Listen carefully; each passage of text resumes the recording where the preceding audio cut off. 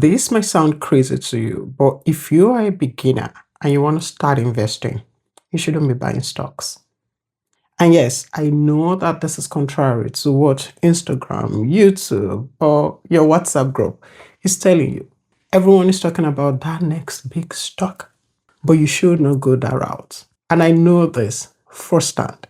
When they start investing, they do the same thing. They open an app, they search for a company that they're familiar with, a company they recognize, Apple, Tesla, Amazon, and they buy a stock. And then they start checking, has the price gone up? They're waiting for the price, to magically rise like dough.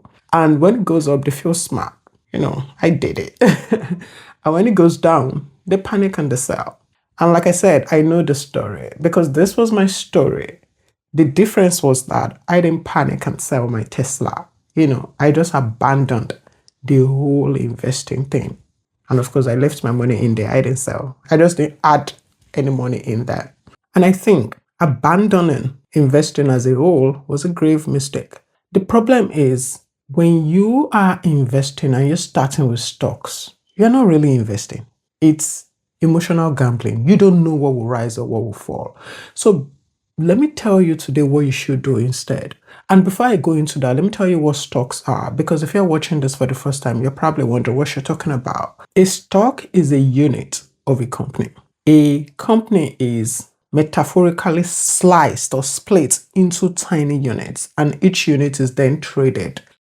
When you buy a stock of a company, you're saying, I believe that this company will do well. I want to buy a tiny piece of it. And if it does well, great. If it struggles, your money also struggles to come back. It struggles to come back to you in full. If you're new to investing, or you're busy, or you are still learning how money works, that's a whole lot of pressure to put on yourself on whether I will grow or whether I will not grow. So instead of stocks, what I would advise that you do is to go for index funds. What are index funds? This is a simple, low-stress way to grow your money by investing in an entire market rather than buying one company. So instead of betting on Apple, Amazon, an index fund lets you buy hundreds of companies at once. You're not bothered whether Apple does well or not, or whether Tesla does well or not, or whether Nvidia does well or not. Because even if they don't, the rest companies would. I know it sounds like buying index fund is expensive because I'm saying you're buying hundreds. No, it's not. The same £10 you would use to buy Tesla is the same that you can use to buy a tiny portion of these hundreds of companies. Some examples of index fund you can start to look at today is S&P 500 index fund. And with this, you're buying 500 of the biggest US companies. Another one is FTSE 100, which is FTSE 100 index fund. And with this, you're buying into top 100 companies in the UK. We have also Global Index Fund. That's another example. And with that one, you're buying into companies all over the world. Tiny piece of companies all over the world. With this, you're most likely not going to abandon your investment journey like I did years back. You are cushioned with index fund. S&P 500, for example, has historically returned an average of 8% per annum. So far this year, it has returned 16%. Last year, it returned 23%, meaning that this January, if you had invested, let's say £5,000, you would have £5,800 by now for not doing anything. Just putting your money in the right place. And no bank would give you that on 5,000. Not without 3%, 4% here in the UK. So if you're thinking, Debola, where do I even start? This is where most people get stuck. There are broker apps that you can use, and this is accessible to anyone. In the UK, for example, there is Agrips Lansdowne, there is Trading 212, there is Fidelity UK, there are a host of others.